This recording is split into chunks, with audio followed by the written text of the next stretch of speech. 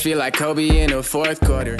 This is the Dane Moore NBA podcast. We are brought to you by Prize Picks. Coming at you Friday morning. It's June 20th. And coming up on today's show, I got Kyle Theige here with me to talk a little more Wolves offseason. We're going to look back at the Gobert trade, which I realized was about 3 years ago to the day that happened. We'll do some more KD trade talk, sort of latest on that. And then also, it's Kyle's idea, we're going to go through kind of where the Wolves stand in the West right now, sort of how many teams would trade spots with the Wolves. We'll do that segment as well, along with whatever else we get into. What's up, Kyle? Happy Friday. Happy Friday. Happy first day of summer. It's a big one. We're going to have this posted by lunchtime in the Central Time Zone. But if you're listening on the way to the lake or on the way to a weekend, sports tournament for your kids, or you're just at Cove and Wayzata trying to get Nas to take a hometown discount, we appreciate you listening. And I told you this would be the start of the NBA offseason because I thought the finals would wrap up last night. I've never picked any of those games correctly, so I'm very excited for Game 7 on Sunday.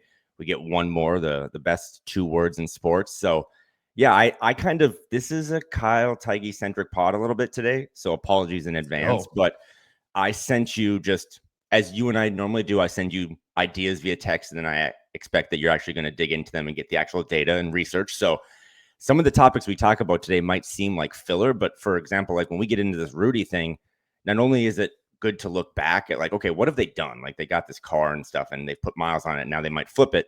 But also with the Desmond Bane stuff and the Kevin Durant stuff and all the slop that's going to come probably Monday morning after the finals are done and we pivot fully into the offseason. I thought it was a couple of good topics to kind of set the stage for what could be a really chaotic week and a couple months coming up. Set up why it's felt relevant to you to start thinking about the Gobert trade again, and what it was that the Wolves gave up, and just kind of how the price of trading for guys of that caliber has changed or stayed or whatever it might be. I'm assuming this was Desmond Bane trade related. Yeah, that's how it started, right? Because the Desmond Bane trade, and you can kind of list what, if you're unfamiliar with what happened between Memphis and Orlando, it was a Rudy Gobert, Mikal Bridges type trade. Although Desmond Bane has never made an all-star team. When you get Rudy Gobert, he had been a 3-time defensive player of the year, but it was another one of those trades where it's a guy that's not probably in your top 20, 25 players in the league thing, but they go for what is almost the max amount of picks, some contract filler. And I think we could see more of those types of trades this offseason. But I think it's a good time to pivot and think about the Rudy trade and what they've given up so far. But also, this is the first time to me, and I was inspired by when you and Jace did your trade rank or your asset rankings. This is the first time to me that Rudy Gobert seems like a potential sending him out, right? When you guys did your rankings, it was Ant, and then Jaden or Dante and Jaden and Dante. Rudy wasn't in your top 5. So you have I had him 4. I had him 4. Okay, yeah. So you have this kind of this moment in time where as you pivot into this next timeline or this next iteration of what this could look like, I just think it's important to look at what they spent to get Rudy Gobert, kind of like this Desmond Bane, kind of like Mikal Bridges, and then figure out, is it still a positive asset if you flip it, or where do you kind of go from there? So do you want to start by just talking about the trade again? Because we don't talk about it enough, because I think it's a done deal. Court case has been solved. The Wolves won that trade, but I think it's worth bringing up again what Utah got and what Minnesota sent out. Yeah, I just looked at this stuff, looked back up the Rudy Gobert trade after the Bane trade to kind of compare and contrast what those deals were. And, this Orlando trade is getting framed as, 4 unprotected firsts. And there's some PR to that because right. It's one of those is the number 16 pick in this draft, which is kind of remember what the Wolves did, as I have it up on the screen here on YouTube, is the Wolves gave up Walker Kessler, the number 22 pick. They just did the trade after the draft. Plus they gave up 3 unprotected first round picks, 1 top 5 protected first round pick, along with Malik Beasley, Patrick Beverley, Jared Vanderbilt, and Leandro Balmaro. I would say it's still fair to say the Wolves gave up more, if not a lot more, for Rudy Gobert than Orlando did for Desmond Bane, just in terms of pick total. And then also, I don't think we viewed the money going out that the Wolves sent, the Beasley, Beverly, Vanderbilt, Balmaro, as like bad contracts going out. I think people would say KCP and Cole Anthony at, I think it's 22 million for KCP and 13 million for Cole Anthony. Like, those are not ideal contracts. So that subtracts from it a little bit. So I say that to be like, I think Gobert got traded for more, but going through this, I think we're going to agree that like the price of what Gobert was traded for isn't looking like it's hurt that much. So as to say that, like, if that's true, then Orlando can certainly get to the same position, if not more easily, because they gave up less to acquire Desmond Bane than the Wolves did to acquire Rudy Gobert. You want to hop in before I kind of run through what this is? Yeah, because you're right. And I still think, even though I'm the one touting how much of a win it was for Minnesota, because at the end of the day, I think this is about winning basketball games, has always been the mission of every team in sports. But also, like, I still think the Rudy Gobert thing was an overpay. However, and then this is where you start to get into like eye test, NBA Twitter stuff. Rudy Gobert is just a better basketball player than Desmond Bane, but he's also way less cool, right? Like, he doesn't have T-Rex giant Popeye biceps and stuff, and he doesn't shoot the hell of the ball from three. So Orlando gets this piece that really fits in Desmond Bane, and we'll talk about what, all the little details they gave up because they needed shooting. When you go back to the Minnesota stuff, coming off that Memphis Grizzlies loss where you get crushed on the boards and you probably didn't protect the rim as much as you wanted, like, you go out and you do the same type of thing and get a guy that is just a better basketball player at the time and fits. But yeah, when you look at it on YouTube right now and you start to go into line by line of what they gave up, the salary stuff I'll kind of leave to you, but I do think it starts with the picks, right? Because that's always the thing you look at when you get into these. And when you think about picks in the future, you're like, holy shit, they got all those picks. Right. But then when you start to like audit it every year and you're like, oh, okay, Keontae George, where does he rank in the NBA? That type of stuff. You know what I mean? Yeah. Let's just run through it. Well, I wanted to say there, sorry, first, the fit thing. Like, Desmond Bane, I think we all agree, is a really good fit on the Orlando Magic if you remove what the price tag was. Sure. I think that was part of the open question with Rudy, too. You just laid out why Rudy Gobert was a good fit, because the Wolves needed rim protection and they needed rebounding. They needed a true center. But people are seeing at the time of the Gobert trade, like, the Wolves have a center. They have one of the best centers in the NBA in Karl Anthony Towns.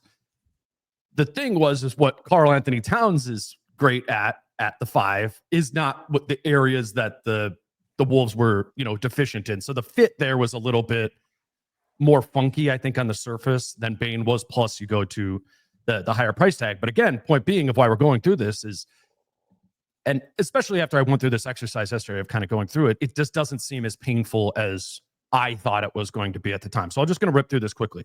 Again, the Wolves, first thing they gave out was the 2023 unprotected first-round pick to the Utah Jazz. That ended up being, as the first Rudy year, right? Wolves go 42-40, underperformed, and you're like, ooh, that was the 16th overall pick that they had to give up in that trade because, they weren't as good as they anticipated. And the 16th overall pick, Utah went with Keontae George there, who is still, very young in his own right, kind of a little bit to be determined. I like to look at this stuff of like, what were the picks around there? Who else could have they kind of picked? Not like dipping down into the second round or anything like that, but the next 5 picks off the board were Jalen Hood-Schifino, Jaime Jaquez, Brandon Podjemski, Cam Whitmore, and Noah Clowney. If the Jazz end up picking Jaime Jaquez right there, are we thinking about this a little bit differently than we are Keontae George? Yeah, probably a little bit, or Pods. But then it's different too if it's Noah Clowney or Jalen Hood-Schifino, right? Like, how it's hard to sort of quantify these things. We shouldn't just be like, it was Keontae George. And same thing with Walker Kessler, like we'll talk about later. Yeah, Walker Kessler ended up being really good, but it was the 22nd overall pick. So do we quantify it as the asset value of the 22nd overall pick, or do we quantify it as, Walker Kessler, who was immediately a good player. But anyways, that was the first one. 2023 unprotected first round pick, 16th overall, Keontae George. 2025 unprotected first was the next pick that the Wolves gave up in that. That's the 21st pick in this draft right now. That's the Wolves pick this season. It is a bottom 10 pick in the first round, which is, when you make this trade for Gobert, that's your plan is, you're going to be a playoff team probably all of these years that you're owing picks, at least maybe 23, 25, and 27 when you have kind of Gobert on the books. So, that isn't, that one doesn't hurt as bad in 25. I think the 2027 unprotected is the one that was probably a little bit, scarier. Gobert is going to be, aging out. And at the, at the time, you just don't know. It was pretty far in the future. Made the trade in 2022. I was looking at it and I'm like, all right. So this next pick that the Wolves owe the Jazz, 127, that's going to come up after Ant's age 25 season. Right on the fringe of his prime. Mm-hmm. If things, you'd expect Anthony Edwards, one of the best players in the league in his age 25 season, to probably be a playoff team. Again, obviously you need some support around that. It was just Ant. Yeah, no, I don't know. Maybe it could be, maybe they don't make the playoffs, but the Wolves, as of now, would still have Rudy Gobert on the team. That would be Gobert's age 34 season. He's getting a little bit older, but he's under contract. Jaden will be his probably start of his prime. That'll be his age 26 season. DiVincenzo will still be on the team. Again, if he's not traded, I think at least one of Nas or Julius will be on the team. Mike Conley won't be on the team anymore by that season, but Dillingham will be 21. Terrence Shannon Jr. will be 26, maybe other things. Like, I don't think in that 26, 27 season right now, we would project that pick to be anything other than a bottom 10 pick. Now, can things go weird? Of course. Like, this is 2 years down the line. The NBA is crazy. But if we're assigning an asset value to that pick, which was supposed to be probably the scariest pick that you gave up in this, I don't feel that scared about giving up the 2027 unprotected first round pick right now, given what we anticipate to be on the Wolves roster, which could change if they make trades and stuff like that. But at this moment, doesn't seem that scary. Some people would say the most scary pick is the furthest one out, right? The fourth pick that they gave up, which was the 2029 first round pick. But that one's top 5 protected.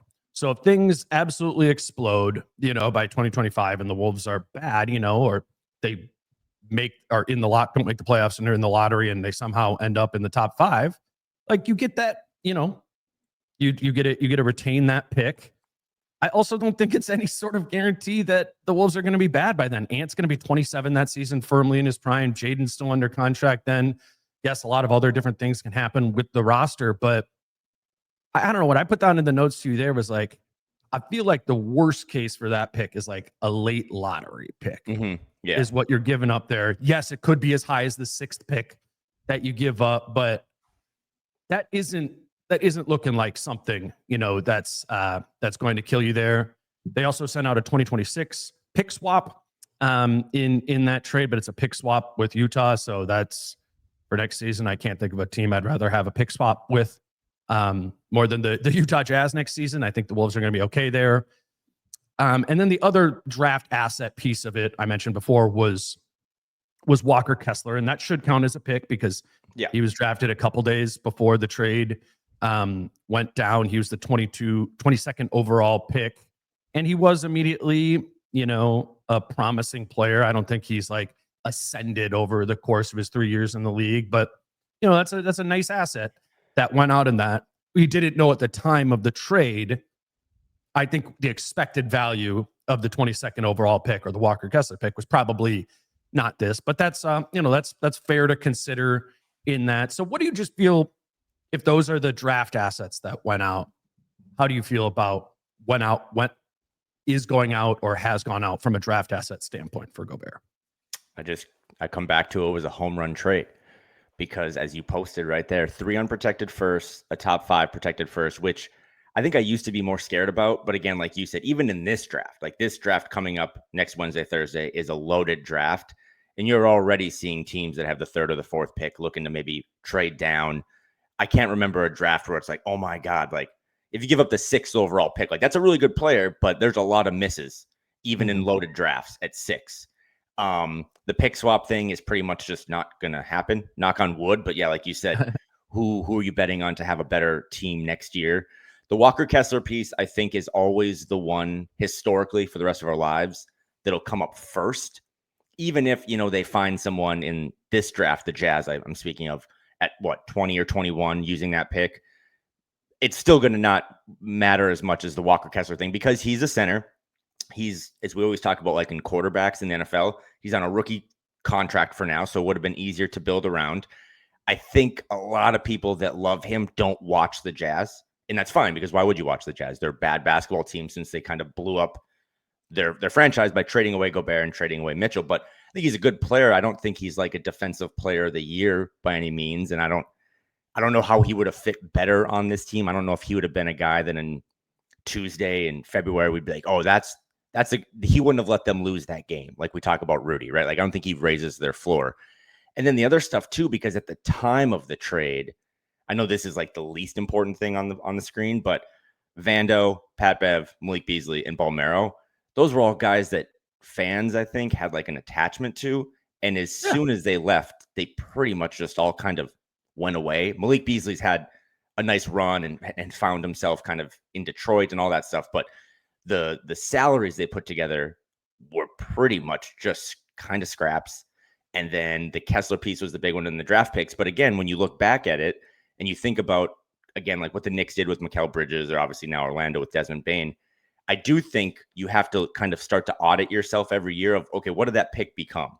And so far, those picks haven't really become much of anything. And this sets us up for segment 2 when we talk about Durant. But when I come back full circle to this, one of the big notes I have, and I remember this is like literally told to me by someone who everyone knows who works for the Minnesota Timberwolves, is like when they acquired Rudy Gobert, kind of probably like Orlando with Desmond Bane, is we went and got a guy using all these assets to get a guy that wanted to be here. And that is something that will come up again when we talk about Durant, and it's happening right now, and you've lived through it with Jimmy Butler. But that was like a big impetus, I think, for Tim Conley in this front office. So when I hear like, oh my God, look at all this stuff on the screen, like you could have used that to go get any other star in the league. I don't think that's true. You know what I mean? Like, I don't think you can just go out and be like, yeah, we're just going to get anyone we want, because a lot of times those guys don't really want to come here. And the Rudy stuff outside of punching Kyle Anderson, like, has gone really well in terms of on-court fit, off-court fit culture, and being like, I want to be here. And when you're a small market team like Minnesota, I think that matters. Today's show is brought to you by Adriana Lonick at Coldwell Banker Realty. And if it is time to buy or sell your home, please do reach out to Adriana Lonick at Coldwell Banker Realty to help you with that process. All you need to do is go to thedancingrealtor.com or call or text her at 715-304-9920 to book a free strategy session. Even if you are just beginning to think about buying a home, set up that free consultation and get yourself on the right track. It's really easy to get lost in the home buying process without guidance from your realtor. And the perk we're throwing in there is if you do set up that free consultation, you will be entered to win some free Wolves tickets to a game next season. I know there's a chunk of you out there listening right now that are thinking about purchasing a home. You're thinking about it, maybe procrastinating it. And the reality of the situation is you need a realtor to help you get the ball rolling. If that's you, go to thedancingrealtor.com for more information, or feel free to call or text her at 715-304-9920 to book that free strategy session. And like I said, mention this podcast and get entered to win a pair of free Timberwolves tickets when you do book that consultation. Today's show is also brought to you by Prize Picks, and we do have Game 7, so we got more Prize Picks lineups that we can make over there. They do have a free square on Shai Gilgeous-Alexander. If he scores a point, you hit that part of your lineup. The other two that I like are Obi Toppin to score more than 10 points in the game. He's been a huge part of the Pacers offense. Then give me Alex Caruso in a Game 7 to just do stuff. Give me Caruso more than 15 points plus rebounds plus assists.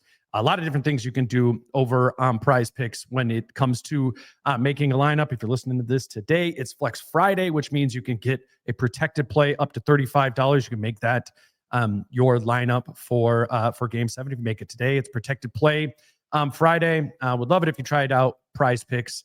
If you do not yet have an account, you can use the promo code Dane and get $50 in lineups when you play your first $5 lineup. Yeah, and I will just note, like, it could have gone worse with the picks. There's sure. like Yeah, the someone could have got injured, reasonable yeah. outcome. I mean, it's going well. But expected value of that could have the Wolves, had another, even just like an injury or something like that, Right. could make one of those unprotected first turn into, the 9th overall pick or something like that in the lottery. It hasn't happened. I do think the players part is interesting because, to your point, at that time there was, I think, a connection to the fan base with a lot of these players who had just been Malik Beasley, Patrick Beverley, and Jared Vanderbilt had just been very instrumental in bringing the Wolves to the playoffs with that fun team and kind of like beginning the Ant Brigade. Beverly was on he signed like that extension. It was like 1 year, $13 million. He was like a lot of the salary filler in that. Obviously, Pat Bev he was old at that time. Even though he was very helpful to that Wolves team, I don't think that traded out asset served a lot of value. Vanderbilt was on a really good contract. There was 2 years, $9 million left on his deal. When they made that trade, you were like, oh, that's a kind of nice piece there. What's happened with that is Vanderbilt has been hurt a lot since then. Plus, he also signed what was that? He signed a extension with the Lakers. Hold on, I have it here somewhere. He signed an extension with the Lakers for 4 years, $48 million. It was just the first year of that. I don't think you're feeling great about Jared Vanderbilt, on that contract right now. And I think that is fair to bring up because you would have been positioned with a similar situation with Vanderbilt to, sign him to his next contract if you wanted to ride this deal out. I think Beasley is the one where we can confuse as that being very valuable because he's turned into being a very valuable piece. But if you kind of look at those 2 years after they traded him, there's 2 years and $32 million left on his contract when they traded him out. Second year was a player option. So functionally, he's like on a 1 year, $16 million contract. And he didn't do anything in those 2 years, man. I mean, he went to Utah. He was traded to the Lakers midway through that one season. The Lakers didn't pick up his player option or the team option for $60 million. And then he went on to sign for the minimum with the Bucks the next season. That indicates that Malik Beasley on a 2 year, $32 million contract was probably not that good of an asset. I think Malik Beasley, though, if you had him on the team, if you could have somehow kept him, would have helped. They could have used that shooting, those sort of things. But I don't think that one aged all that well. And now Malik, after he signed the 1 year minimum with Milwaukee, he goes to Detroit, has the excellent season this year on a 1 year, $6 million contract. The Beasley as an asset right now, if he was on a 2 year, $32 million contract, would be a better piece today than I think it was 3 years ago when they made that trade. Bolmaro was in the deal too. I mean, he was just a bust draft pick. He had 3 years and $9.5 million left on his contract. He played the 1 year with the Jazz and left the NBA for good. They didn't pick up his team options, were gone. So I just think it is important that we highlight that those pieces, it wasn't nothing. I don't think it was negative. Like maybe we would view the KCP and Cole Anthony contracts going out. But it wasn't a lot there. So I think it is fair at this point with the Gobert trade to pretty much focus on those 5 first-round picks that they traded out if we include Walker Kessler in there, which is still a sizable price. But the Gobert trade and what's all sort of played out is a strong indicator of how this stuff can play out well, even when the price tag is very expensive. And it's also a funny reminder that when you do the who won the trade right after the trade happens, it's kind of the dumbest thing in the world. And that's kind of now, I think, to close this segment, thinking about what Orlando just did and what Memphis just did, is that for Memphis, is the trade good or bad? You broke up a trio of guys who are really expensive. And under the new CBA, I don't know if you can have 3 big contracts. And I think that's what they're kind of leaning into. And they got really good assets. They have like the 16th pick in this draft. They have Phoenix's lottery or top unprotected pick next year, which could be really, really good depending on what Phoenix does with Kevin Durant. And we'll get into it. But for Memphis, it's like, okay, you need to now hit on those picks to fill that spot that Desmond Bane has kind of left. Because when I was doing my research, I kind of forgot about this. But for me, as I've been calling it like the golden age of Timberwolves basketball with Ant and Jaden and Finch and Tim Conley, whenever, it all kind of started from that Grizzlies Timberwolves series, right? Like people will go down always remembering that the Wolves probably should have won that series and they didn't. But since that series that Memphis won in 6 games, Memphis has won 4 playoff games and the Timberwolves have won 4 playoff series. And now they're at a very influx in their franchise's timeline of being like, what do we do? Orlando obviously did the Minnesota thing of like, we have a hole. We're going to fill it with a guy who is probably not in the ringer, top 25, is not the sexiest thing in the world, but he is going to fit all of the little holes in our resume.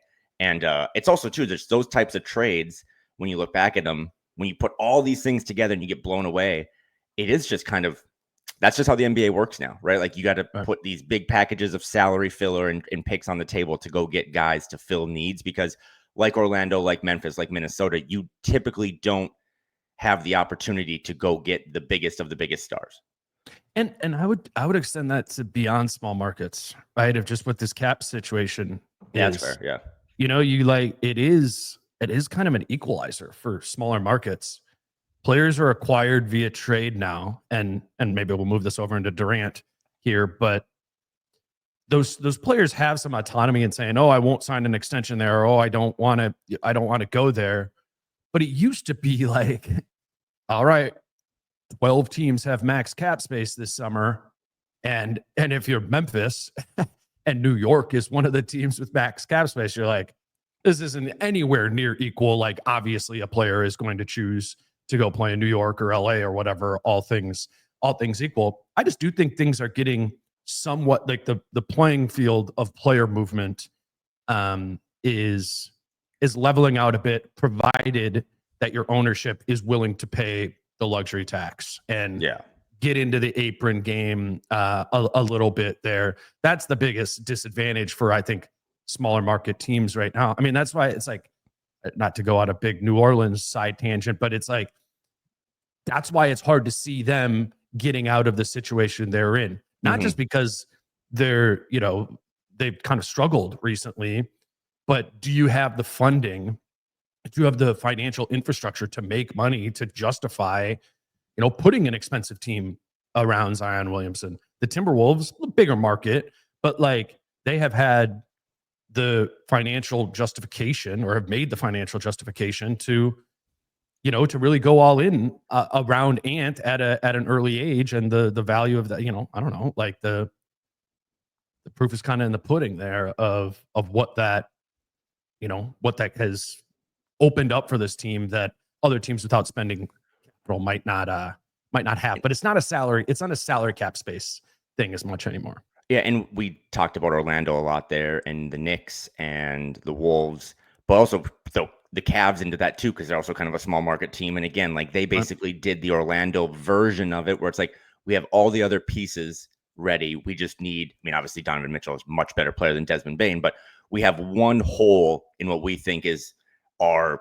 contending team, and they filled it by even going back to the Rudy versus Donovan Mitchell stuff. Like they gave up a real asset in Lauri Markkanen and then picks and stuff too. So that is just kind of the new wave of some of this stuff. Only the Lakers can go get the top 10 guy in the ringer rankings for peanuts, right? Like these other teams really can't do that. So, but I think, unless you have anything else, like as you pivot to the next topic, which is the topic du jour and on topic on everyone's mind of Kevin Durant, I don't even think the Wolves could be in this position, even though as of this morning, there's still Kevin Durant doesn't seem to want to come to Minnesota. I don't even think they're in that discussion if they don't make that Gobert trade. You know what I mean? Because if the Wolves are, to your point, like the Pelicans with a really good young star and other stuff that you might like, but they just haven't really set a good foundation, I don't even think they're in that discussion. But yeah, segment 2, Kevin Durant, I have some thoughts, but where do you even want to start with this? Well, I want to start with the price of the deals that are being, thrown out on Twitter, which are largely coming from a Phoenix-based source here, or a Phoenix-based reporter. And I think that's relevant because I personally think like the price that's being thrown out that they're asking for from the Wolves seems a little excessive to me. And I know when you and I talked last week, you were kind of like not in on the KD idea over just like in general for the reasons that you laid out last time. I went into what I would feel, comfortable with. And I was like, I could be convinced into doing Gobert and DiVincenzo, who I had when I did my asset rankings as, the third and fourth most valuable asset on the team in terms of what they could be traded for. But the deal that's being thrown out there is, Gobert, DiVincenzo, Dillingham, and the 17th pick. I know you're going to say that's a bad line, as I am too, but how far do you think is reasonable to go if you're the Wolves and turn off a little bit of your own personal feeling of like getting Durant is probably not a good idea in general?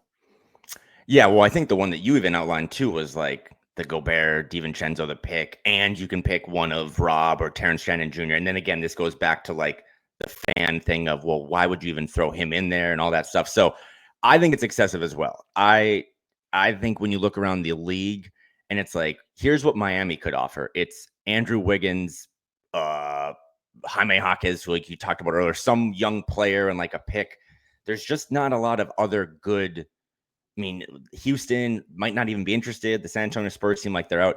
I just don't really know who you're bidding against. And this kind of is why I wanted to do the Gobert thing of, I didn't really know back then who the Wolves were bidding against. And I think that player turned the Wolves franchise around, obviously led by Ant, but they go to the Western Conference Finals 2 years in a row. You can't just forget about that in the Gobert tenure. But also, I still think, like, who the hell were you bidding against? Who was going to give all of that but one less pick? And you had to throw in that, 29 protected top 5 picks. So I just think, and also when you read about it online, and this is like a social media thing, but everyone just clowns the Gobert stuff. And that's another reason why I wanted to talk about it, because he had his best playoff game of his career in Game 5 against the Lakers. But he also probably had one of his more disappointing playoff runs. I mean, there's a lot of times in that Warriors series or obviously that Thunder series where we're just kind of like left frustrated by, okay, he had 8 and 6 and just didn't really have a dramatic impact on that game. Yeah. So now you're at this moment of everyone likes to clown him, but if you're Phoenix and you have probably fewer options to get better than any team in the league, Gobert on that team makes a ton of sense. And DiVincenzo, who I think the Suns have always been interested in and have liked, that makes a lot of sense. But then you start getting into like the Dillingham stuff, which is its own topic. I don't even know how to talk about that because I still believe in him, but it's also like, I don't know. Like we just haven't seen anything to give you hope other than like the draft videos. And then the pick. And I think that 17th pick, if you were to rank them, I mean, I'm just throwing this to you. Like if you had to say 17, Rob Dillingham and Terrence Shannon Jr., how would you rank those 3 assets? I would say Dillingham most valuable, Shannon second most valuable. I would say those are close. And then I would have 17. So both players over the pick. Okay. Mm-hmm. Yeah, I would. I mean, there's an ambiguity to what 17 is going to be. I mean, like literally what was that? It was the 16 pick with Keontae George. And the next 5 picks were Jalen Hood-Schifino, Jaime Jaquez, Brandon Podziemski, Cam Whitmore, Noah Clowney. I mean, that's 2 good hits there. I think Jaquez and Podziemski, not like stars. Whitmore's a rotation player, and then 2 of those 5 guys have been nothing. So I say that to like calculate some of what the expected value of 17 is. I think there's a 50% chance that 17 is something you're not interested in having 2 years from now. You know what I'm saying? And I feel Rob holds an asset value of, being the 8th overall pick a season ago, a higher level prospect, a prospect with some more like star upside than a Jaquez or a Podziemski would have. So I think you got to put that there. I don't know. I like you said with Rob, it's a tricky topic. But has he done anything to make us like not believe in him? He was rolled his ankle numerous times in practice. this season, which prevented him from being in the rotation, even at times when he might have slimly been in the rotation. I don't know. Like, what are our critiques of Rob from this season? He's undersized. I don't know. Like, that's what they knew that when they drafted him 8th overall. And then with Shannon, like, I'm a believer in what I saw from him in the games he played throughout the regular season, in the games he played in summer league, in the games he played this postseason. Yeah, he's 24, so of course that's going to deliver a little bit quicker than your normal pick would. But yeah, even though Shannon was the 27th pick last year, I still have Shannon over the 17th pick in this draft. Unless that 17th pick, I guess got to say this now, is Thomas Sorber, who I have completely bought myself into. By the way, that is my guy. Metcalf gave me the green light to be like, hey, he's a good player. He's got some limitations. Anytime a big guy gets a foot surgery, you get a little concerned. But I don't think Thomas Sorber would make it out of the top 10 if he had 2 really good, healthy, clean feet. Back to the Terrence Shannon Jr. thing. I mean, we do kind of buy into the rookie. That's just what fans do. And I know that you couldn't have him in your top 5, trade value rankings, or simply because, right, he makes no money. So he's not a valuable asset in terms of trading him.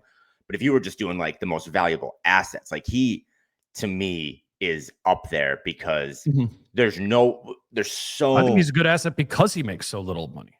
Yeah, I know what you mean. But just like when you put him in a trade, it's like, okay, that is just, a grain of rice into a Chipotle bowl type deal to get a Kevin Durant. But I think, whatever happens with this roster, and you could see them run it completely back, or you could see half of it look different next year. Like Terrence Shannon Jr. to me is just penciled in as one of the new. You have been promoted to one of the 8 starters in my mind because of how dominant you could be. So yeah, bringing it back to this Kevin Durant stuff, because I'm with you. And again, I hear some stuff, and I just don't think the offers that have come out of Phoenix are very accurate. But a lot of it has been centered around Gobert as the big salary piece, or the predominant player, and then the lesser stuff, and then maybe a pick. What if it was Julius instead of Rudy? Today's show is brought to you by Falling Knife Brewing Company, and the NBA draft is this coming Wednesday, and Falling Knife Brewing Company is holding a draft night party from 6 to 10 p.m. on Wednesday. If you love the draft, or even if you're just wanting to get together and watch with a group of Wolves fans, Falling Knife is your spot on Wednesday night. The draft will be on the projection screens and playing through the speakers there. The draft starts at 7, but the party will begin at 6 p.m. with a live podcast recording on site from the Crunch Wears No Pants podcast crew. Again, that starts at 6 o'clock. Get there at 6, get a spot, and hang out all draft night. It's draft night. It's a Wednesday, so head out to Falling Knife, take in the draft, and take in the Crunch Wears No Pants pod before the draft begins. Again, the party is June 25th from 6 to 10 p.m. at Falling Knife Brewing Company in Northeast Minneapolis.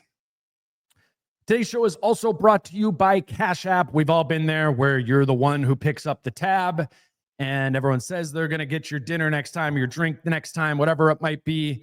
And then, it maybe doesn't happen. But Cash App is a safe, easy, and fast way to send, receive, and transfer money to family and friends. I set mine up a few weeks ago, and the process was really quick and easy. No bank account needed and no waiting around for days to get your money. I think that's a big thing. It's your money. You shouldn't have to wait.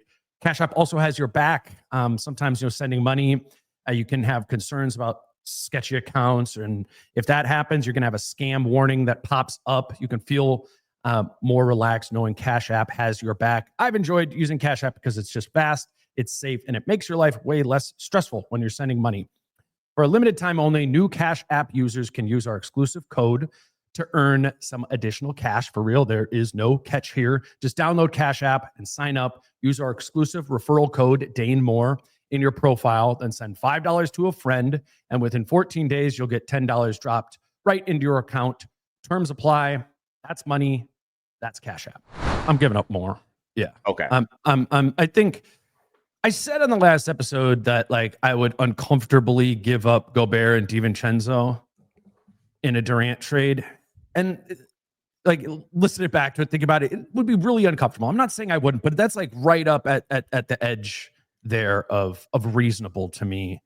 If it's Randall and DiVincenzo, I feel differently about that. I think I would definitely do Randall and DiVincenzo as the two main pieces. And I would be willing to put in one of those assets that we were just talking about. Rob Dillingham, Terrence Shannon Jr., and number 17. And I think I would go as high as Rob, even as the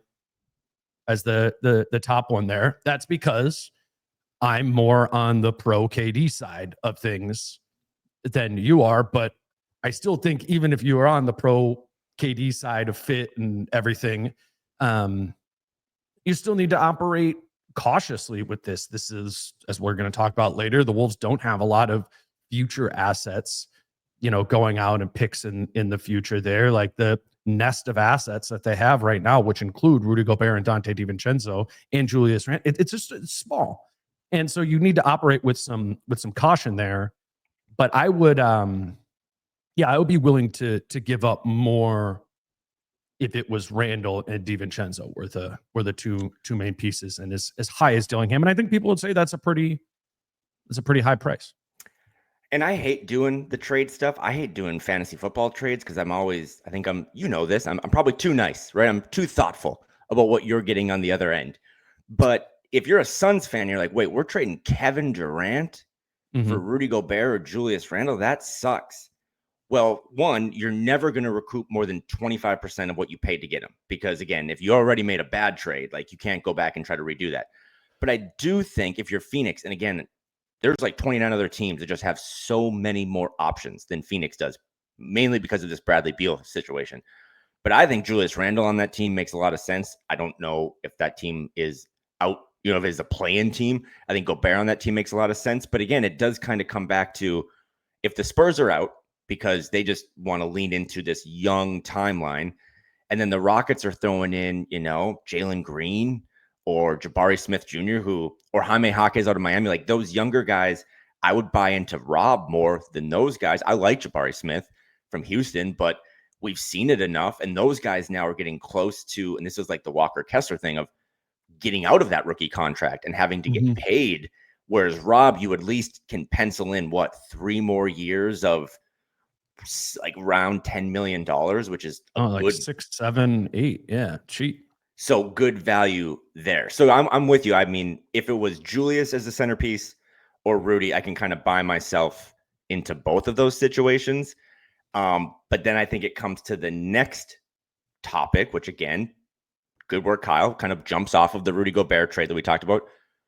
Would your opinion change? Because that seems to be the holdup right now, unless you have different intel. Like the point we're at on Friday morning, Friday afternoon is that the Wolves have these other options and these packages they can offer, but they don't want to trade for a guy who's disgruntled. And it seems by all reporting that Kevin Durant doesn't want to come here for some reason, whether that be as simple as weather and state income tax, or maybe there wasn't an extension promised. And when I hear the word extension, I want you to talk about it because I don't even know what that could look like.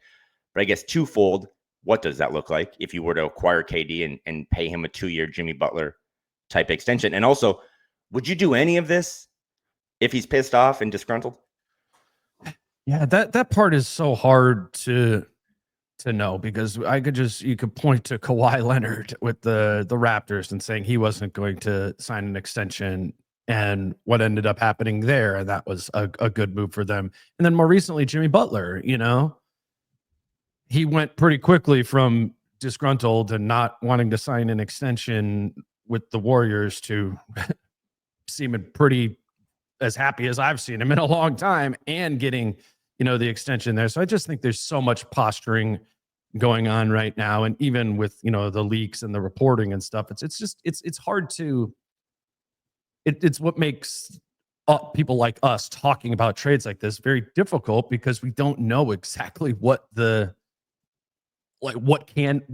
be traded in the deals, and what exactly, especially something like this extension, how likely is that to be signed or not? I don't think just because this is the word that's out there right now on June 20th is the word that's out there on June 20th is necessarily what it's going to be. It might be more likely. It might be 60% chance that that's really what Kevin Durant doesn't want to do. But there's still like this 40% path that like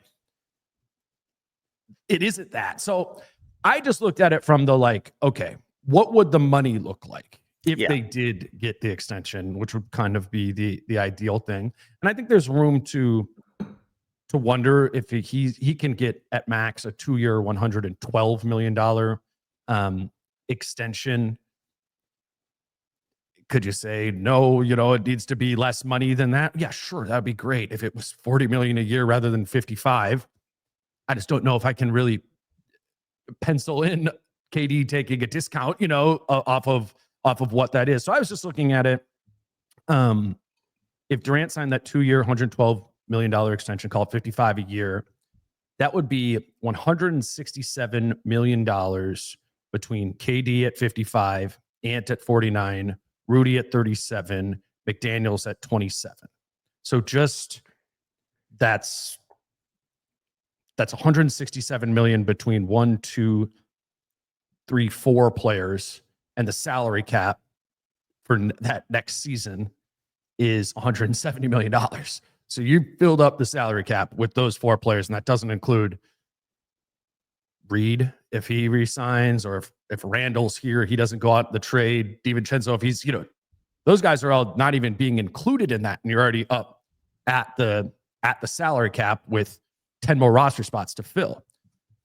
Now, probably the more relevant line to point to rather than the salary cap is the second apron line, which is $228.5 million for that next season when Durant would start his $55 million. So you'd be about $61 million below that to fill out 10 roster spots. That's still not that much money to be able to do to even if you can convince ownership to go all the way up to the second apron again. Keep in mind, this is the 26-27 season when Durant would be there. It would get tight if they sign Nas, to like $22 million a year, and you have that. What would that be? 61 below. So now you're at $39 million below the second apron with still 9 roster spots to fill. That's the second apron, not even like the first apron. You're basically, if you're getting Durant here, you better have a commit. If you have Durant signing this extension, you better have a commitment from ownership to get all the way up to that second apron, because it's just going to be very hard to function, to round out the roster. We're going to talk about depth a little bit later too. Say, kind of say goodbye to that if you have Durant on a max extension at $55 million there. That's why I don't know. The extension isn't like this gigantic hold up for me, because maybe there is a world where you just do get him for a year, and then you're not maybe giving up as much current stuff, in the trade. But if you could do, Randall, DiVincenzo, and 17 for Durant, and I know you're going to have to get some other matching money in there, and that might be, Nikhil sign a trade or something like that if you're already assuming he's gone. I don't know. I don't hate the idea of Durant on a 1-year rental if the price to get him is not that expensive, because then instead of that $55 million being on the books in 26-27, you're looking at a way different situation where the Wolves could be even a cap space team for next summer at 26-20. Not max cap space, but you would just have a lot less money on the books. And I don't know, if you sign for Durant, if you sign Durant to that extension, you are back in the cap reality of you have a player on a supermax right there, and you have now lost your financial flexibility that you went and got by trading away Cat there. So you gotta factor those things in there. And I think you just, with a Durant trade, you need to be thinking about 26-27 in addition to 25-26. So I think, can we dig into that just a little more? Because I think that's actually, in all this stuff, what's the most fascinating to me. Because I think there's more, I don't want to say dirty laundry out there, but there's just more reporting on this tying in the Minnesota Timberwolves than any time before in the Tim Conley era. And like Tim Conley in that front office kind of do work in the shadows. But to your point, like you trade Carl, which is, and just hear me out, which is like a piece of furniture. And then we did the analogy of getting the sectional that's 4 pieces in Julius and Dante. And now you could be trading some of those pieces to get what is essentially like an inflatable couch that you can still sit on, like Durant with the 1-year rental, But if it doesn't work, you can just deflate it. And now you have your whole living room. And that's where I'm the most excited, because you said, how did you word this? The extension isn't the biggest holdup. To me, my number one like red flag is the extension. And we're saying the same thing. I don't know how you build a competent contender with those 4 salaries, and you didn't even get to the Nas part. And then, that scenario has me and Parker Fox on minimums playing high pick and roll in the third quarter. I am on the roster if that happens. I just don't know how you do that. And then you do kind of got to look around at the league right now. And I'm not going to try to emulate what Indiana did or OKC did, but they just don't build their rosters in that way. And it, in my opinion, leaves a very small margin. But when you started to open my eyes to what if he doesn't sign an extension and he's somewhat happy? Just telling you right now, being out here close to night, like the mood thing of Kevin Durant is just always a thing. And that was my red flag last week. Like, he is just a different cat. And I don't know how you bring that in on a 1-year thing. At least with Kawhi, he would just kind of never say a word and play basketball. The Durant stuff could get really messy. But if it opens up next year by deflating the couch, you have real new space to go get whatever you want. I think that makes me more enticed to just do a possible 1-year rental. And I think that might be, again, I throw it back to you, that might be where they're at right now in this situation of, if we don't want to offer him the extension, or he doesn't even want to take it. And again, the Jimmy Butler situation needs to be brought up time and time again, because he didn't want to go to Golden State. They said, here's $115 million or whatever. And he's like, I would love to go to Golden State. So that might be the situation here. It might be posturing on both sides, but you seem to see a vision of what this thing could look like for 1 year on a Durant rental, while also being like, hey, you do slowly but surely turn one big thing into multiple things, into even more deflatable, movable things. And that's how you kind of clear the books for the timeline that we've always talked about when Ant and Jaden hit 25 and 26. Yeah, and I don't know. It's a hard thing to think about, because there's just so many threads right off of that, and we could be like, oh, let's go down this specific path of if they go that direction. I would just say it to me, and I think it's why I go back to just the price. Just don't overcommit on the price of what you are giving up, because there's just a world where it could be uncomfortable, whether it's through the extension, whether it's through losing depth. And I say that all in alongside the idea that I think replacing Julius Randle with Kevin Durant, as well as Julius Randle played for a good chunk of this season, is just, to me, a pretty major upgrade at the 4 for this team. But it's really hard to genuinely like opine on the whole thing without knowing what the cost of the pieces are going out, what is actually going on in KD's head. I know we could connect some dots and stuff like that, but like, I don't know. I mean, I don't know. I don't know there. So generally speaking, this is the way I've been approaching all this. It's like, let's just kind of see what it is. It is going to be what it is. They're going to trade for him, or they're not going to trade for him, and we'll react to whatever it ends up being. But I would draw some sort of, I think it's important to employ some restraint when getting into this negotiation, from the way I look at what the Wolves' future is from an asset standpoint, salary cap standpoint, and basketball standpoint there. But I would give up more. Oops, I don't know what just happened to my camera. I would give up more, to keep things going. And I will just close, because this is my last. Again, it's the first day of summer solstice. Shout out to everyone. My last thing on the Durant thing, and you just kind of let me isolate here for a sec while you try to reappear on the screen, is I just finished watching the Bin Laden documentary on Netflix. And it was the biggest moment of our lives. And by the way, 10 out of 10, it's like 3 episodes, 45 minutes a piece, easily digestible on a rainy day or two if you're at the lake. However, Dane, I'd forgotten that 9/11 happened on I think in 2001, and it took 8 years for the United States to basically find and kill Bin Laden. And throughout those 8 years, there was always another video dropped, or this piece of intel. And I just tried to think, if I was an adult back then, I was a child. If I was an adult, at some point I've been just let me fucking know when you got him. And that's how I'm at with this Durant thing. Like, until Tim Connolly walks down a long hallway at Mayo Clinic Square and just comes to a podium and says, we got him, I do not care about all of the just lazy reporting, aggregating all stuff. Like, get him or don't get him, and then pivot. Because I think one thing that's being overlooked here is that, like, the Wolves are sitting in their offices and they're just hyper focused on waiting for Durant to, like, thumbs up a text message.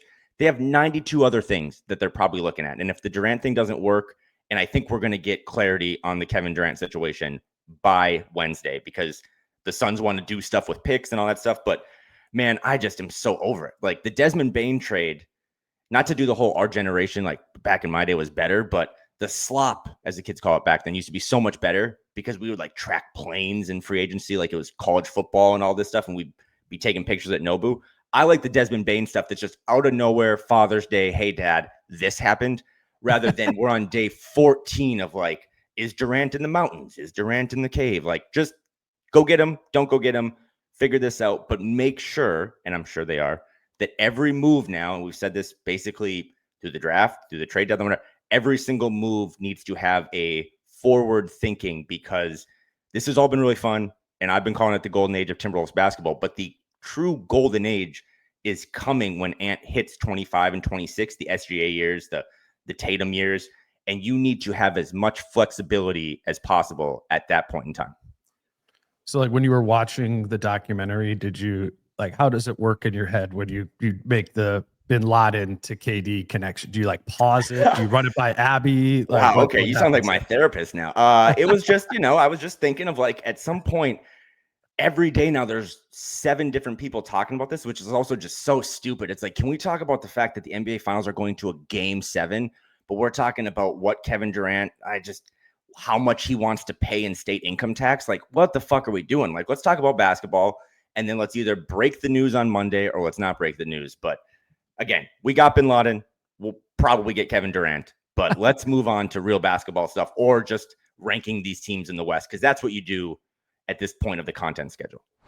Today's show is brought to you by PXG, and it's summertime. The time has come to get some new golf clubs, and that means one thing: heading over to your local PXG store for a fitting. They make the best golf clubs, period. I went and got fitted at the PXG store in Southdale Mall a couple months back, and as I've been explaining how it worked, is they kind of guess measure you first. Like, oh, you're probably, this height, this size. We'll start here. And then they have you take a couple cuts and they make adjustments based on how, using their technology, based on how you're hitting the ball, you're behind it, club face open, whatever it was.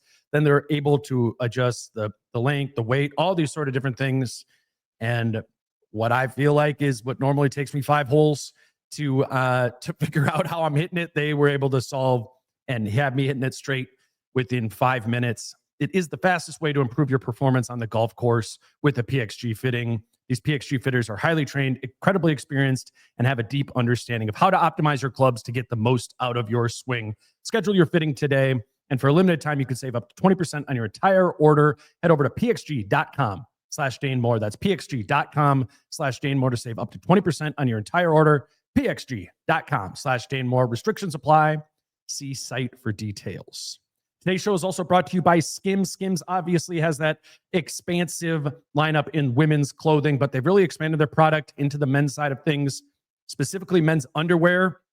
And my favorite thing about Skims is that it's like a type of boxer brief that both works for going to the gym, if you're exercising, or just everyday life. It's comfortable in the gym. It's comfortable on a run. It's good to wear for basketball, but also just sitting on the couch, relaxing at home, at work. It's comfortable. I have the stretch 5-inch boxer briefs, and they do kind of remind me like the compression shorts I would wear back in the day with basketball, just not as tight. It's comfortable. They just don't move. Great for running. Again, the stretch 5-inch boxer briefs are my personal favorite, but they have a lot of different options, including cotton briefs, amongst other styles. I think you should try and find a pair that works for you. Shop Skims Men's at skims.com and Skims stores. Let them know we sent you. After you place your order, you can select podcast in the survey and select our show in the drop-down menu that follows. That helps. Skims is the official underwear partner of the NBA, WNBA, and USA Basketball. Let's why don't you get into that? Get into the how you wanted to approach where the Wolves' current standing is in the West. This could not be less of a Dane Moore topic. This is a very Kyle Theige topic, but Simmons and Russillo, after Indiana won, I think game 1, they were like, oh my God, like next year, would you take any other team in the East over Indiana? And it is so stupid and hard to do this right now because you have the draft coming up. So, like, for example, the Dallas Mavericks are going to skyrocket in some level of standings. You have free agency, you have all this stuff, you have teams being sold, like the Lakers just went for $10 billion. So I was just trying to think of like, okay, at this point in time, this will look stupid 2 weeks from now and 4 weeks from now. But with the Wolves and the Gobert trade, and they gave up, they went all in, but then they still were somehow able to add all these fun pieces like Rob and Jalen Clark and Terrence Shannon Jr. And then with this Durant stuff, it's like, how much depth are you going to give up? And I think the finals have taught us one thing for sure, right? Is that depth and having multiple guys that can play is a huge asset. So just as it stands on the first day of summer, I was curious of like, okay, for the next, let's say 3 years, because 5 years is impossible. And look back 5 years ago at the NBA, what it looked like compared to now. Where would you rank the teams in the West, like Simmons and Russillo did in the East? So I don't know if that's enough context for you, but I can just kind of go into my rankings of, I ranked it as, all things considered, the top 5 teams for me in the West moving forward for the next handful of years would be OKC, San Antonio, the Lakers, the Timberwolves, and then I put the Mavericks at 5 over Denver at 6, Houston at 7, and Memphis at 8. So the way I approached it was I did OKC and San Antonio tier. So we agree there. I mean, that's just, you got to factor in picks here, and that's to the Wolves part. I mean, they have a really good core of assets on their team currently. Well, so do the Thunder, and then they got all their picks, and the Spurs have a not as currently good team as the Wolves do. But they have Wemby on the come. They got San Antonio. San Antonio has the number 2 pick in the draft here, so I think that's fair to draw that tier there. My next group was all 4 of those teams that you put in there. I did Houston, Minnesota, Denver, and the Lakers. And I do think Houston deserves to be up there because they are in such a better asset situation than Minnesota, Denver, and LA is. Like Minnesota, Denver, and LA is about as bad as you can be from a future asset standpoint. And I know we're more so talking about what's currently on the team, but we kind of know what, like, all of those teams are pretty good, right? Like the Rockets, the Wolves, the Nuggets, and the Lakers, all, pretty good teams there. So I do think it's fair to consider future assets when Houston has 9 incoming first round picks, 5 that they can trade. They have the number 10 pick in the draft from Phoenix this year. Whereas you look at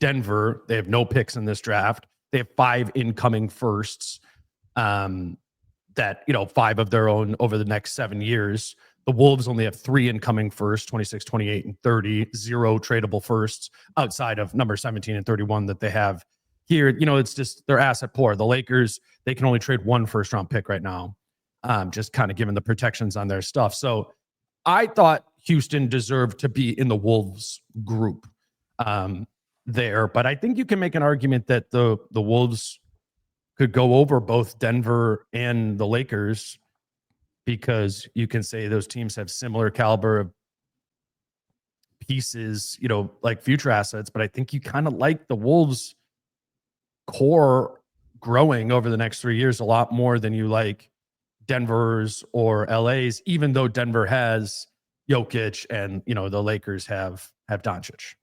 Yeah, I think my only pushback on the Houston thing, and when I was doing my rankings, I spent way too much time on it. To me, the Houston thing, they're set up so well. They have all of those sections of the sectional to put together, but they don't really have a real couch. Like, they don't have a star player. Like, who is their best player? It's probably Amen Thompson, who is really good. But again, a lot of limitations, even though he's super young, like in terms of offensive game, and how does that translate to being on the biggest stage? But yeah, but they're in a position to go get a stud. For sure. But again, it's kind of like having a bunch of money in your savings account until you spend it on something. What do you really have? But I think we're just kind of picking apart there. The Dallas one, to me, in this whole top 8. I didn't have Dallas in there. And I could also talk myself into them just not being in there. I think the Cooper Flag thing is versions. He's not as good of a prospect, even though he's an awesome prospect as Wemby. But you could maybe see them start to be in a situation if they pivot off of guys like Kyrie or Anthony Davis. Now, if they just extend all those guys and give them all more money and they have an old team with one young player, I think that would pivot them down.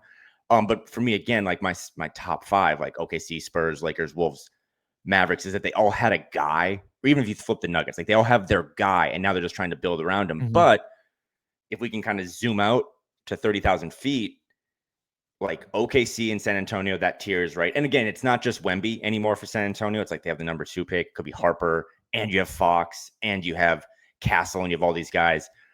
But the fact that even in tier 2, Minnesota, with all the question marks they have right now, is in it, I think circles me back to the pettiness in me of like, hey, they went all in for Gobert. And I'm like, yeah. And then they still got all these poker chips down the road. Like the depth is why, because it's not the picks, because they are non-existent. But for you to even have them in tier 2, isn't that because of all of the marginal moves they've made, which to me kind of gets me back into draft mode of like, I just don't know if I would do the Durant thing, because I think that 17th pick at that salary slot, I think it's supposed to be $4 million in year 1. Like those matter so much right now. Sure. If you want to maintain your tier 2 status. Yeah, no, I think they absolutely, belong in that tier. And I think you can make a case because of Ant's second and third best pieces from a long-term view are better than Luka's second and third pieces with a long-term view. I mean, I think LeBron is better than Jaden McDaniels right now, but like we're talking 3 to 5 years, right?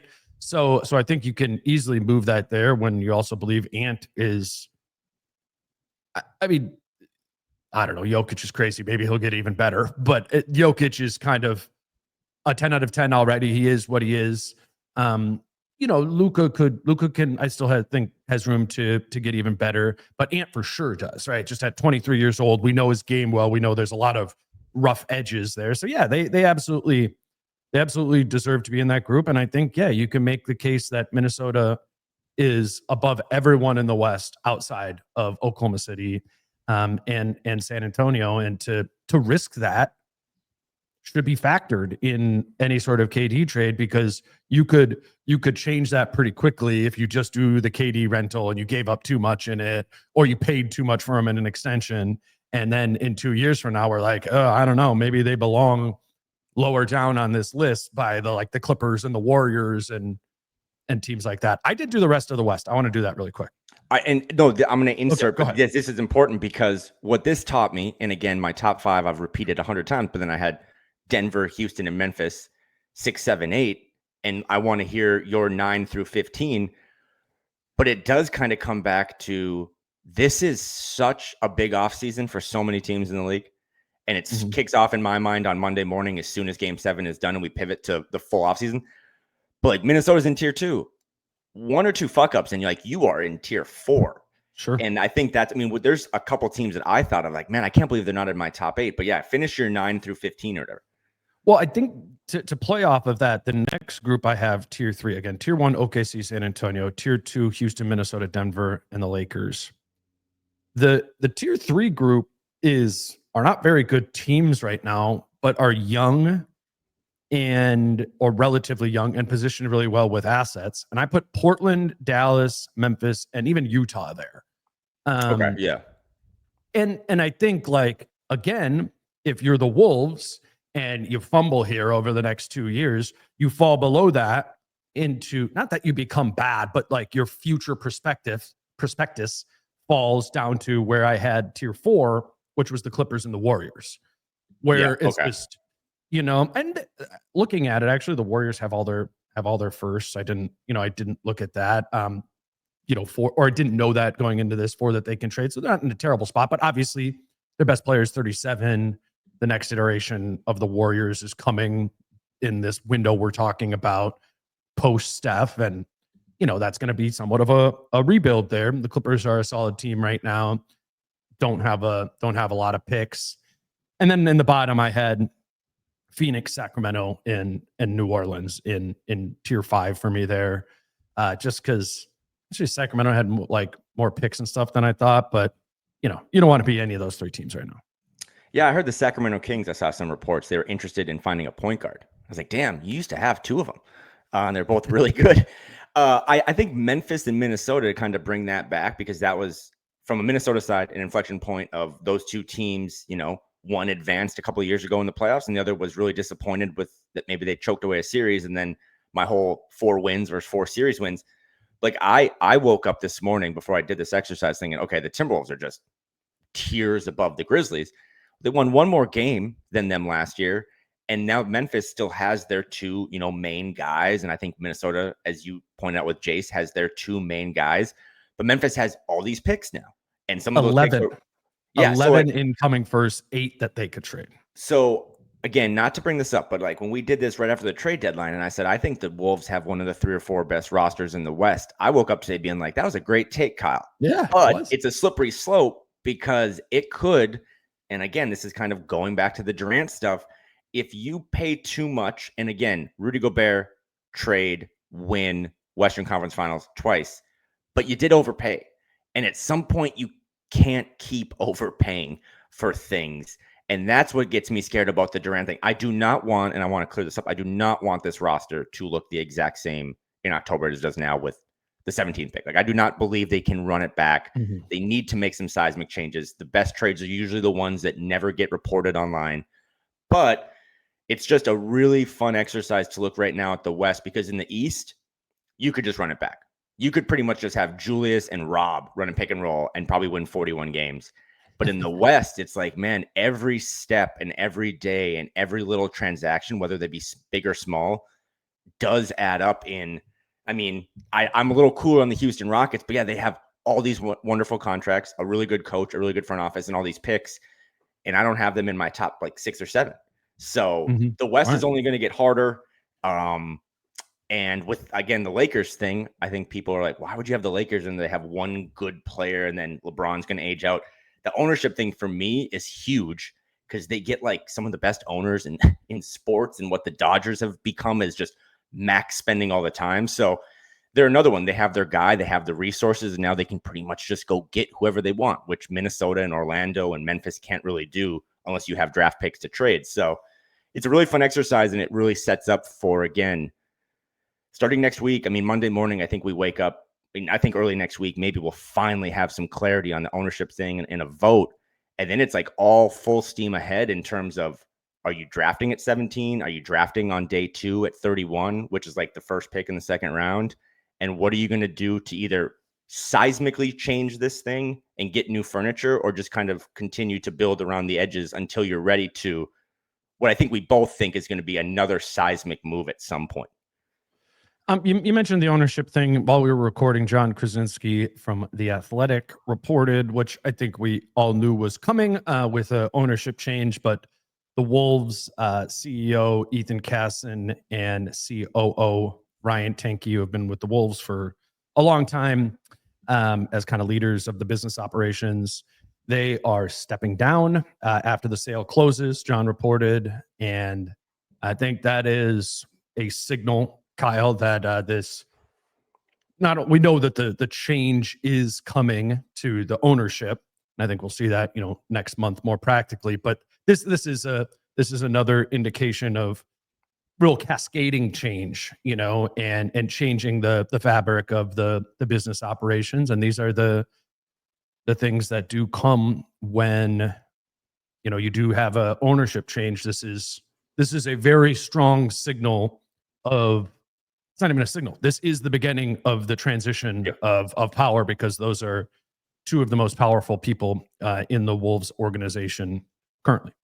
And anytime stuff like that comes out, it's surprising, but it's not surprising if you kind of, again, this was part of the sales process and getting your own people in there. So if you're wondering like, oh my God, this has been in the works for a while. And now if you get a vote from the rest of the owners on Monday or Tuesday, and that's one of the last final steps in all this, then you start to bring in your own people. And again, that leads to a myriad of different things. I mean, these are business people, a CEO, a COO, but it does tie into roster management. It does tie into the front office. It does tie into, I know a lot of people are begging for a rebrand, and I'm with you on that, but You got to have the people in place, because those rebrands, I'm just telling you, living out on Nike's campus, like those things take a long time to go through. Like the jerseys for 2027 are being made right now in 2025. So this is just another step. And it's been, the Lakers, right? Just you wake up one morning, they're being sold. The Celtics was a little more drawn out, but most of these teams sell really fast. And this one took 4 years. So I think we're all kind of like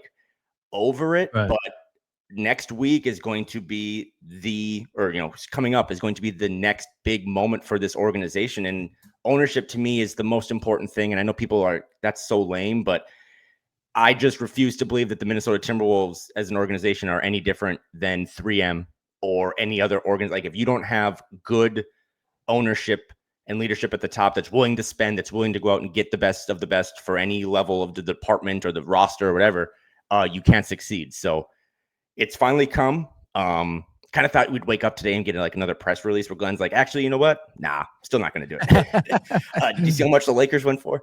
So yeah, new stadium, rebrand, roster, front office, all that stuff. That stuff is really going to start to pick up.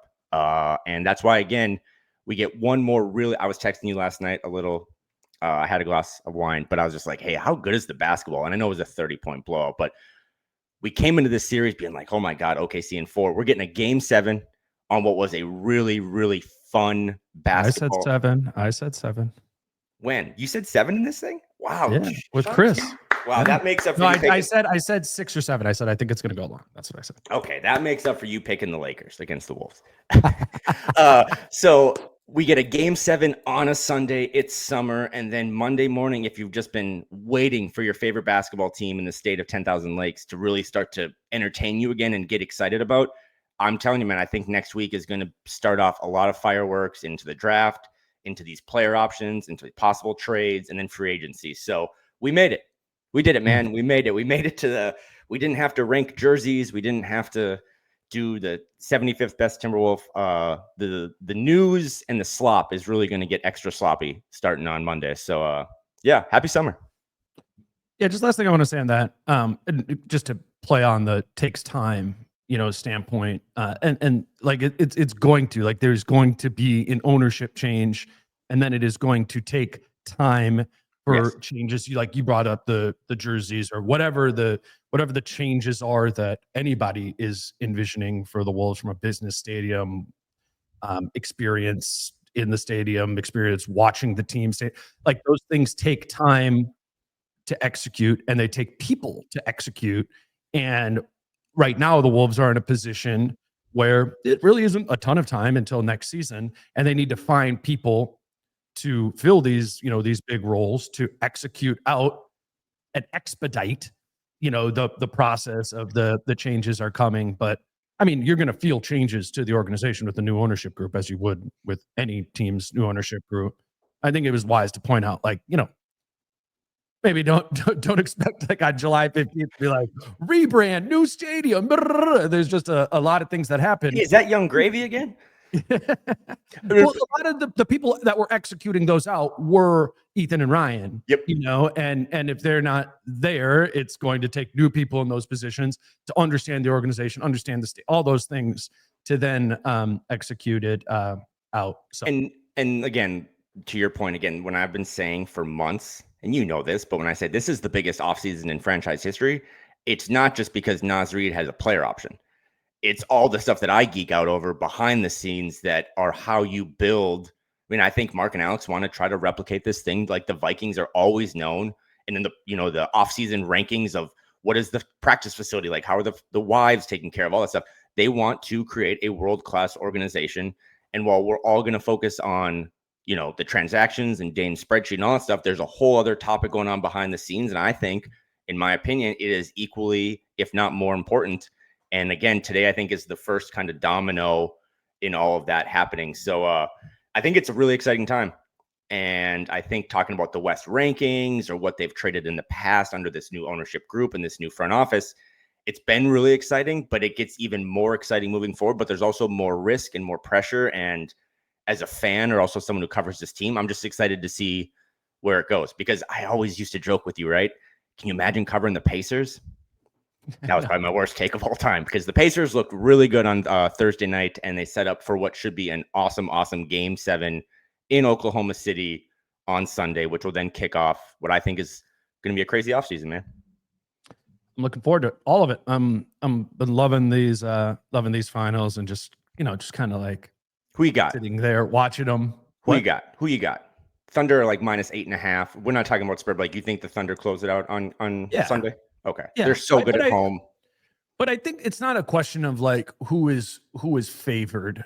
Yeah, I was texting you. I was texting some of my other buddy. One of my friends has a big Pacers future bet.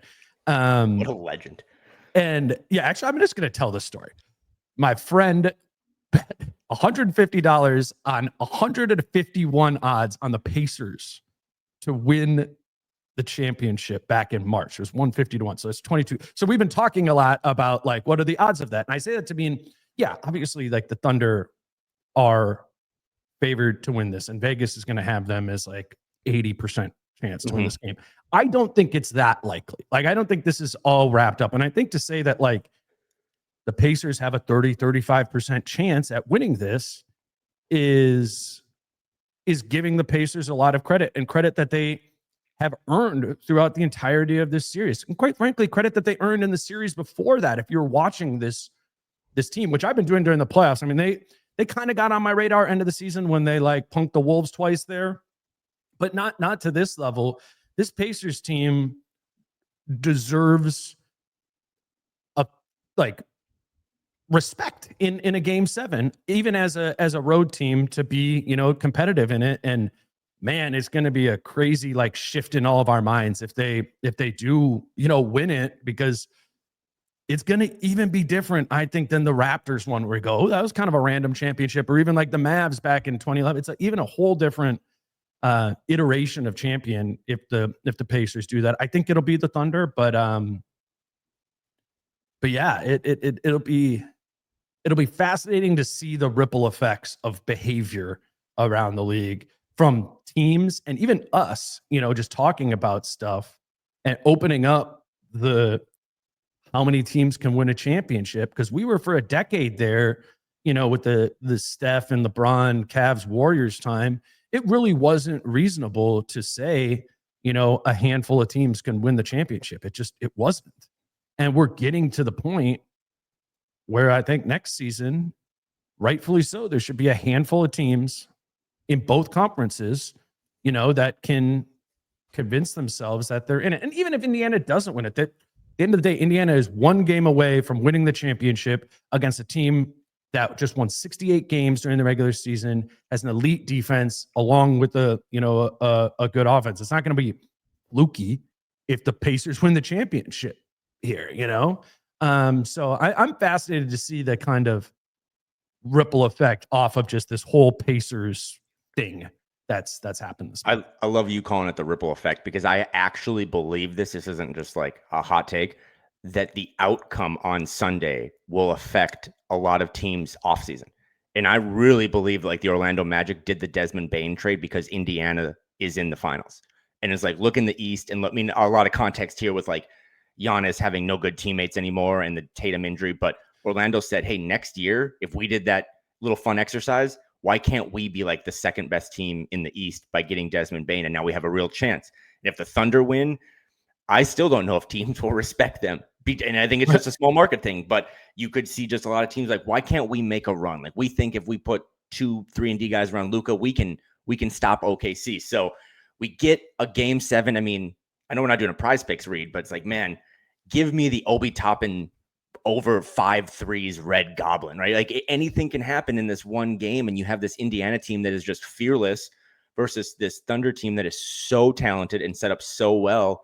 But it's so much different now. It's 48 minutes. It's not a series. It's not 7 games. It's one game. And to see those type of young players, because it's not Durant, right? Like, when you think Game 7, Dane, of the finals, you think of blocked by James, like LeBron and Steph and all these guys.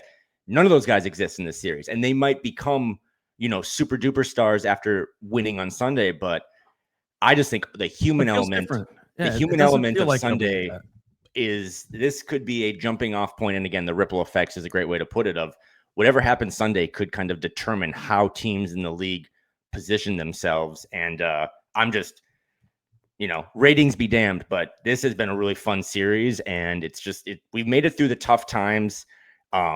And now we're really getting to a really good basketball game. It's essentially a Super Bowl, one game, and then fireworks, I think, from all 30 teams in the league, because even the Portland Trailblazers out here, they're like, hey, we think we can be a playoff team next year. So, and if you have that type of activity and belief in some of these front offices, it leads to the type of stuff that your casual NBA fan really, really enjoys. I love that stuff, right? I love the estimation of like how things are changing, or even watching like teams move the target around. Yeah. And be like, oh, is this actually you're smartly moving the target around, or are you unnecessarily moving the target? It's going to be, it's going to be. I think the league is, whatever you say about ratings and all that sort of stuff. I think the league is in a really interesting position. It's like really fun to watch in the way where I think that's an important thing to have in leagues, is like going into a season and being like 8 different teams can win the championship this year. Mm-hmm. And I think we're like pretty firmly there, and frankly have been there, right? This is gonna be this is what Finch keeps saying, right? The 8th different champion in 8 years, or 7th, whatever. That's I think that makes for good and better basketball. Not random. And it's not like random. It's not like spin the wheel. It's like different teams employing different strategies to getting there, as both the Thunder too have put together. So I'm can't wait for Sunday's game to see another game 7 like that, but also just to see how this championship settles into history and how people react to that history from that. But this was awesome, man.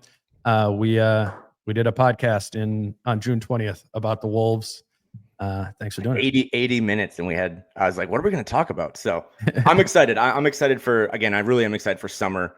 And I know that people that listen to this, summer is the best, season. And I hope people get to enjoy the outdoors, but also good basketball, a lot of fun stuff coming up. And again, with this ownership thing, which we've talked about for way too long, going back to when I was almost in my 20s, I think it's now going to start to heat up a little more, and the transition will be done. And then it's, a lot of big decisions coming across all different levels of the Timberwolves and Lynx organization. Shout out to the Lynx, because they keep just crushing teams. And whatever happens, we'll be here to talk about it.